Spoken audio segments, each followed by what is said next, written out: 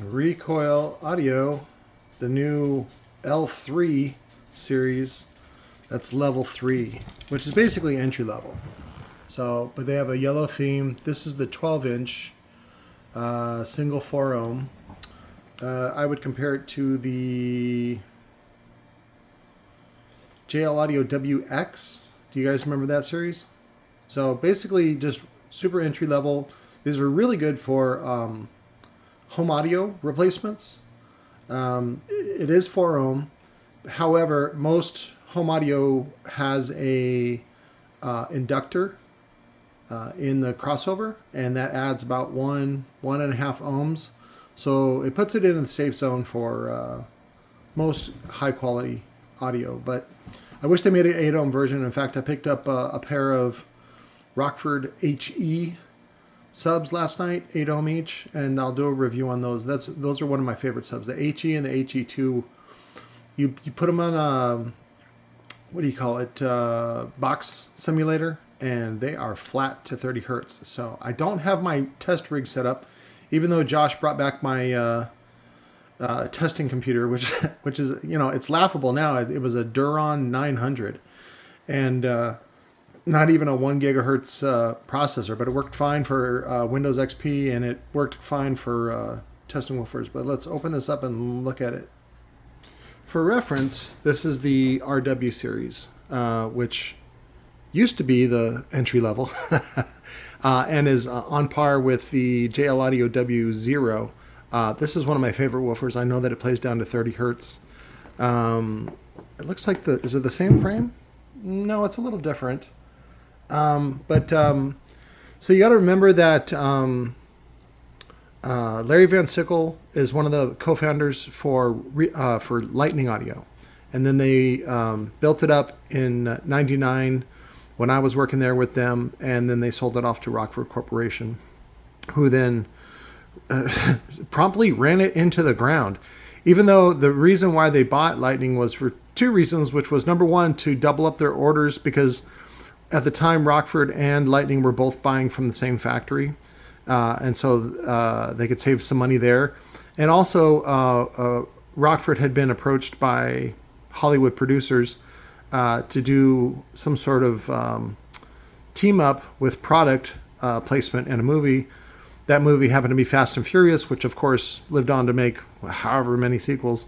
But unfortunately, Rockford put the Bolt series with Fast and Furious labels on it into Walmart, and the whole thing flopped. Which, in reality, most, like, especially if you go to California, you see a lot of, and these guys are proud of calling their car a ricer. I even saw one that said 100% rice powered. It was hilarious. But for the most part, that whole, like a Mitsubishi Lancer, or, like they take a shitty car and they put a bigger engine in it, or they soup it up, and it ends up being a lot of just flash and just kind of, like it looks cool, or they put a muffler, like a goofy muffler on it to make it sound loud, and that is actually more on par with the Bolt series, was what I'm talking about. The Bolt series from Lightning Audio, which was their entry level, is on par with a lot of ricers. However, because it didn't really deliver on the sort of the gay intentions of Fast and Furious, it flopped. And so, if you're a gay man that drives a ricer, you want some penetration, you want some deliverance, you want a good hot shot in your coffee, and the Bolt series did not deliver that. So, but I think this is a sort of an homage to Lightning Audio, which I think originally they had the yellow cones, and then they had a chrome frame, and that one was my all-time favorite. As well, what was it, DCA? Yeah, DCA had a whole stash of them, and I went and Sherry's here with me. DCA, Direct Car Audio, over there on Arizona Avenue and Erie. Yeah, I think they actually moved to here in Casa Grande, so I wanted to go visit. It's not the same guy. What was his name? Tran? I can't remember. It's some Asian name. And he sold the business to another Asian guy who's especially irritated when I show up. But I got to go visit him and see if he can give me some dead woofers to get started. But again, this is one of my all-time favorites. I love that it's stitched. I love that it's got a sleek look to it. The only thing I would change is maybe just cover it so you can debadge it. I think they have it imprinted into the frame. This does not. I don't think they spent the money on that. But again, really good for entry level. I think, what is it? MAP on this woofer is $85, and then I think they upped this one to about $110, which is, again, if you compare it to the kind of money that Garmin is pulling in on the JL Audio brand, it's a good deal. So, but I can't advertise this one for less than what did I say? $85, even though I can give you a better deal on it. So, but right now, some of you guys freaked out about that guy and the $1,500 price tag, and what's his name? Car audio enthusiast, who, good for him for having all those subscribers. I can't watch his videos; they're fucking boring. But anyways, from what I can tell from the feedback I've been getting from the people that hang out with me online, is that he trashed this woofer. And it's a good woofer. And especially if you compare it to something like the 13W7, it's a bargain. And right now, internationally, they're selling a ton of these over to Iran and Russia, North Korea, all those countries that you're not supposed to talk about. They love this woofer. And so they decided to try them out here in the American market. And again, one of the problems that I talked to with Wang Hai was that it needs to have a detachable top assembly, a detachable magnet. Otherwise, you're going to have shipping problems. And he's like, no. And again, his market research is dealing with I'll say less than American market. And if you ever go overseas, like even to just Hawaii, they're always about 6 months to a year behind on everything. And so if you go even further overseas, like say North Korea, Russia, China, or not, China, and like Iran, they're even further behind. And so for them, they've been beat up by Rockford and, if they can get it, Wet Sounds, and also JL Audio. And so when you bring in something like this that looks really good, and it delivers, it is still only a 400 ounce motor. But again, something like that, even at $1,500 US, they'll still buy it, because you got to remember, all their money comes from, human trafficking and slavery, drugs, all that kind of black market stuff. So they have money to burn. And so for them, this is a really good deal. For you guys, maybe not so much, because, what was it? I come to find out, in fact, the boss pulled me into his office yesterday and he's like, "Hey, how do you ship your woofers?" And I told him, I said, Tilo Stompler of TC Sounds. And then I said, and of course he doesn't know who TC Sounds is. And I said, they were the high-end maker for Lightning Audio when Rockford fucked up that whole deal with Tilo and burned him on, like, I think $1 million or something like that, allegedly. But I said, yeah, Tilo solved this problem like 25, 30 years ago. And I said, that's the way you have to do it. Because I said, well, what happened? And so he told me that they shipped out 2 of the 12s to a client, and the shipping company put the pallet, because the pallet was not very high profile, they put it on top of other stuff. And, they're heavy. Oh, sorry. Yo, Latino businessmen are another breed. July 25th, I'm hosting the first ever Latino business owner event in Phoenix. Come to the historic Moon Valley Country Club in Phoenix, Arizona. You will get 2 drinks, an appetizer, and the opportunity to be around Latino business owners. Sorry, that was my blood glucose meter that I have on my phone now. And it was like, hey, there's too much sugar in your blood. And I'm like, yeah. So anyways, so they put these on a pallet, and then they put it on top of something else, and the something else was made of cardboard, and so it ended up falling off the top of the pallet, and so they landed sideways, and the motors were shifted, the frames were broke, and all this kind of stuff. And the boss was telling me, he's like, Well, what I did was I opened it up and I put some 2x4s and I go, you're wasting your time. I said, what you want to do is really just sell these local, and then, put them in like a demo car, and then, that's the end of it. I said, and then what you want to do is retool this thing up to have a detachable top assembly, go with a different frame, even just the TI frame, because the motor is the most expensive part. The rest of the soft parts of the frame are totally replaceable, and then relaunch the thing. In fact, I'd love to see the vendor that I talked to said that you couldn't. He said a lot of times China will say that they can't do something, and that's a lie. They can do it. They just don't want to. And so he said that they can't do diamond cut on the TI frame, and I'm like, they should be able to do diamond cut on a TI frame. So I would love to see a diamond cut TI frame, maybe like I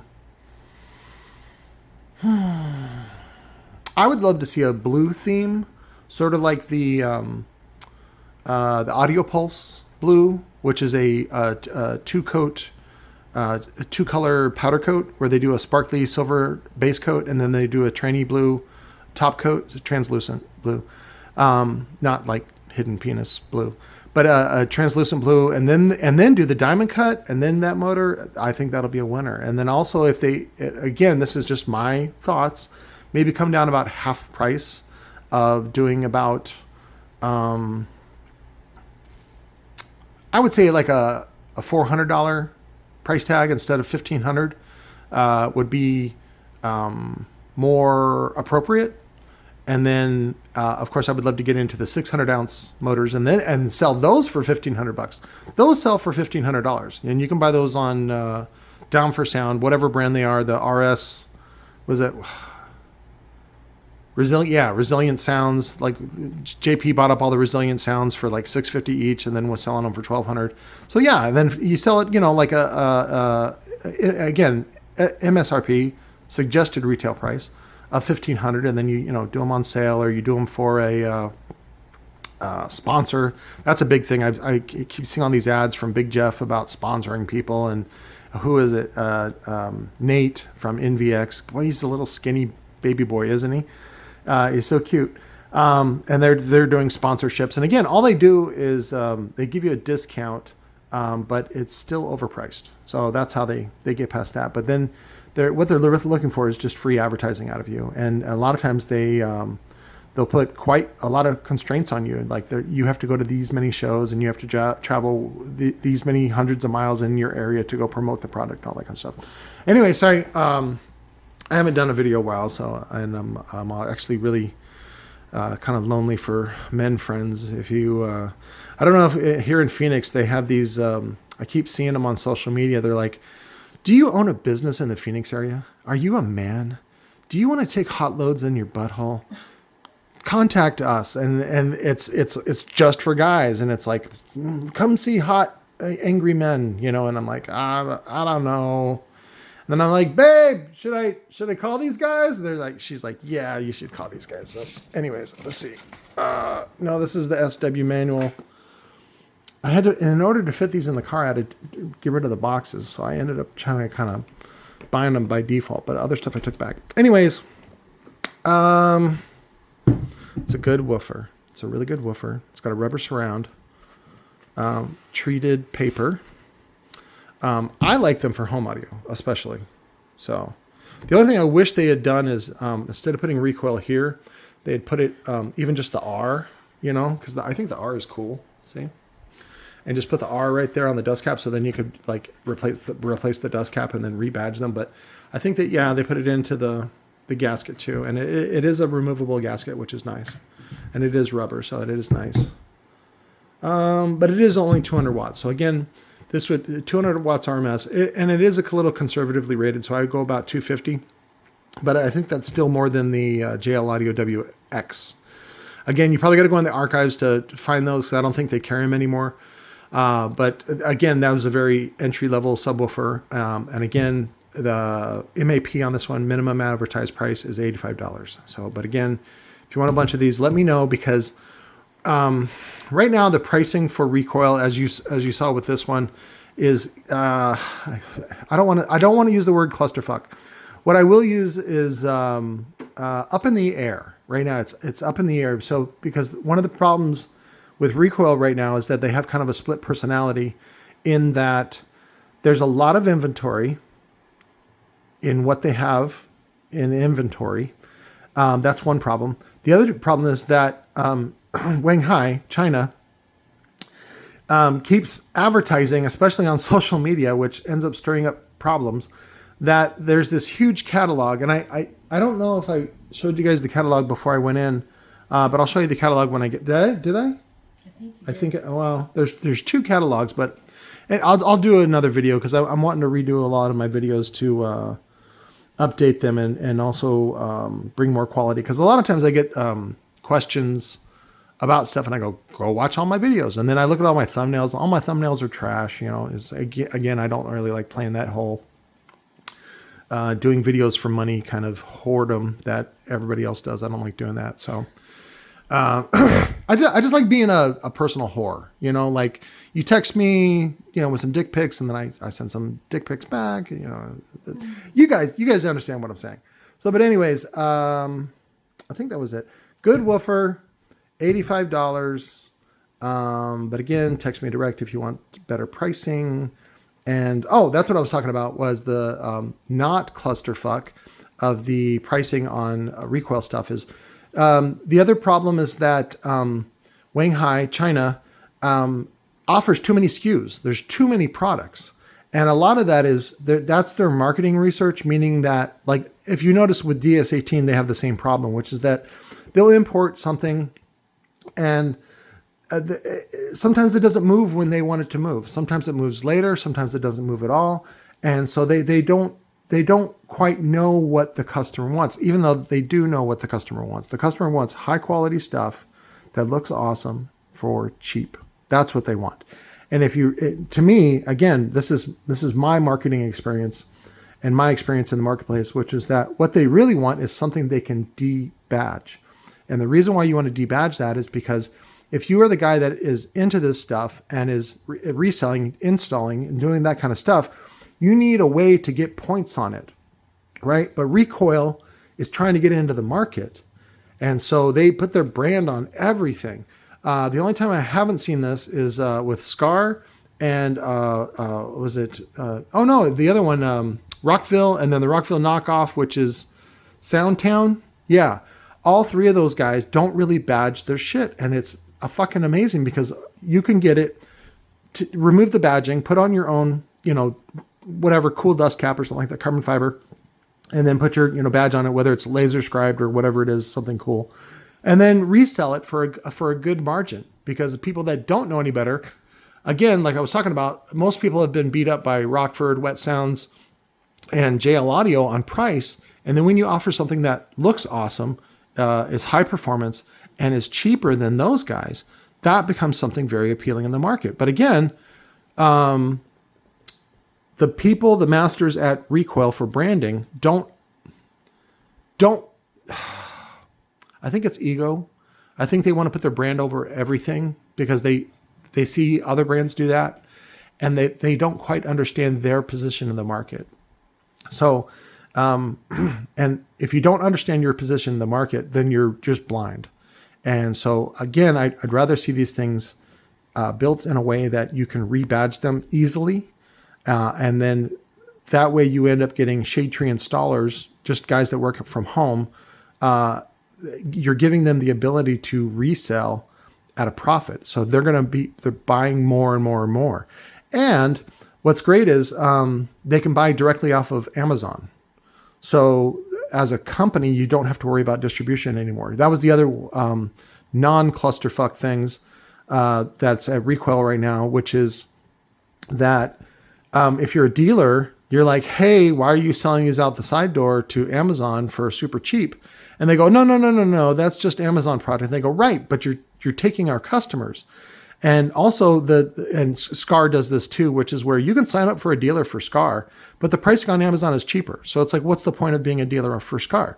And so again, what's the point of being a dealer for Recoil when the pricing they give you can't really do anything in the market with? And then the other problem is that the company is selling out the side door to Amazon. And so really there needs to be a commitment either to dealers, which I think is dead. It's not a good idea.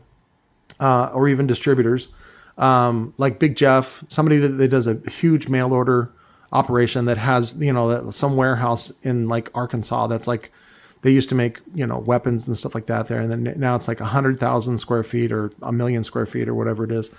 Like the Dollar General warehouse. You ever see that? And then like a couple years ago, they had a tornado rip through there.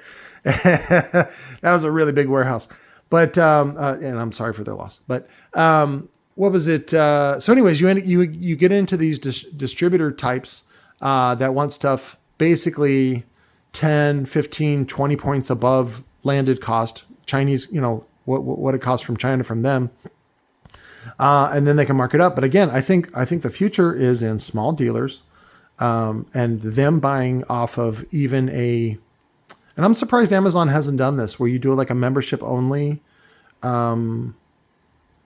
section on Amazon, so that you have to have a resale license, because the state likes that. They like to get 10% a year. That's the new religion, is the state wants 10% from you, a tithe.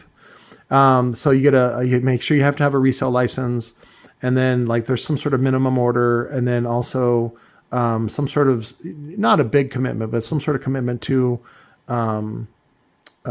do a certain annual purchase amount. And then it's closed off to the public. It's not open to the public. I think that would be a good in between. And then that way you still get Amazon to do your blind drop shipping, which would be great if Amazon did blind drop shipping. Basically where you choose option for gift, and then it goes to your client, and then there's no pricing or receipt, so that you make a little margin. It's better than doing like what I do, which is a referral, where you use my link to Pocket Pussies, and then I make 15 cents off a Pocket Pussy or something like that. But I want to make the real money, which is like $1.50 off of each Pocket Pussy. But anyway, we'll talk about that later. But anyways, that's the thing going on right now with Recoil.